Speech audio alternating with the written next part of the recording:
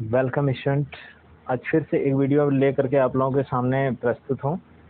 और आज की वीडियो में हम लोग फिर से ये वीडियो जो हेल्पफुल होने वाली है, यह वीडियो टारगेट करके पढ़ा रहा हूँ। यहाँ पे यूपीपी है और यूपी पुलिस के लिए और पेट एग्ज़ाम के लिए।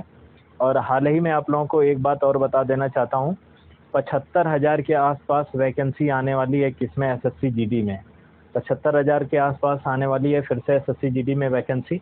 तो ये उसके लिए हिंदी की क्लास बहुत ज़्यादा महत्वपूर्ण रहेगी, ठीक है ना। साथ साथ में आप लोगों का एक एग्ज़ाम और भी हो जाता है, टेट और सी टेट। यह इसके लिए भी ज़्यादा हेल्पफुल रहने वाली है। तो चलिए आगे बढ़ते हैं। वीडियो को लाइक कर दीजिएगा स्टूडेंट और सब्सक्राइब कर दीजिएगा। उसके बाद आगे बढ़ते हैं। अब आगे देखते हैं। तो आज की टॉपिक में जो आप लोगों को पढ़ाने वाला हूँ, यह संज्ञा टॉपिक है। आज की टॉपिक में क्या है? संज्ञा है। संज्ञा आज आप लोगों का पूरी तरीके से खत्म होगा। तो यहाँ पे अगर हम लोग देखते हैं संज्ञा किसे कहते हैं, तो बेसिकली अगर मैं बात कर रहा हूँ संज्ञा किसे कहते हैं, तो देखिएगा किसी वस्तु, यहाँ पे दिख रहा होगा आप लोगों को कि संज्ञा क्या होता है। किसी वस्तु, प्राणी, अवस्था, गुण या भाव के नाम को क्या कहते हैं? संज्ञा कहते हैं। किसी वस्तु, प्राणी, अवस्था, गुण या भाव के नाम को क्या कहते हैं? संज्ञा कहते हैं। इसके बाद अगर मैं बात कर रहा हूँ तो यहाँ पे देखिएगा संज्ञा के भेद जो है वह मूल या व्युत्पत्ति के आधार पर जो होता है। अगर मूल या व्युत्पत्ति के आधार पर पूछे ना तो कितना होता है? ये 3 प्रकार के होते हैं।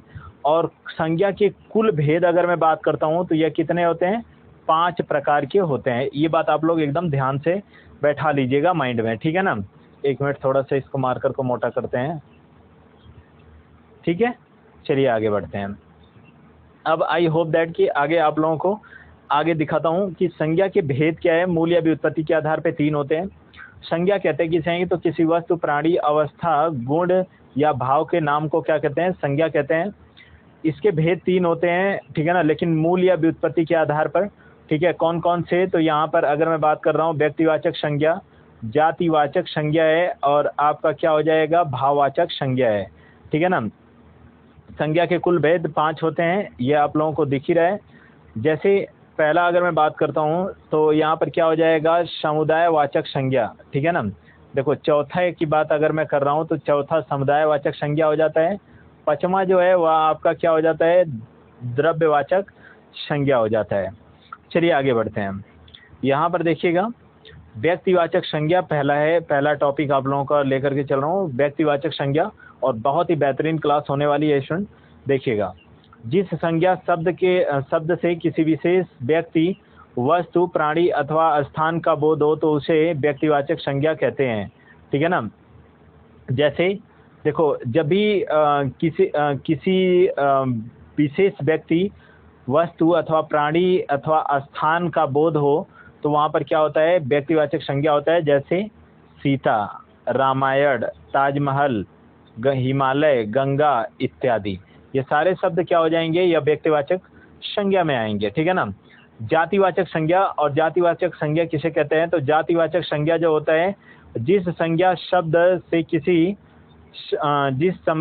शब्द से उसकी संपूर्ण जाति का बोध होता है तो उसे जातिवाचक संज्ञा कहते हैं, ठीक है ना। जिस संज्ञा शब्द से किसी संपूर्ण जाति का बोध होता है तो उसे हम जातिवाचक संज्ञा कहते हैं। जैसे यहाँ पर मनुष्य हो जाएगा, नदी हो जाएगा, गांव हो जाएगा, भैंस हो जाएगा, गाय हो जाएगा, घोड़ा, लड़का, पर्वत, नगर इत्यादि, ये सारी चीज़ें क्या हो जाएंगी? यह जातिवाचक संज्ञा में आएंगी, ठीक है ना। इसके बाद आगे चलते हैं स्टूडेंट, आगे चलते हैं। यहाँ पे देखिएगा आगे, ठीक है। आगे आपका दिया हुआ है समूहवाचक संज्ञा। समूहवाचक संज्ञा दिया हुआ है।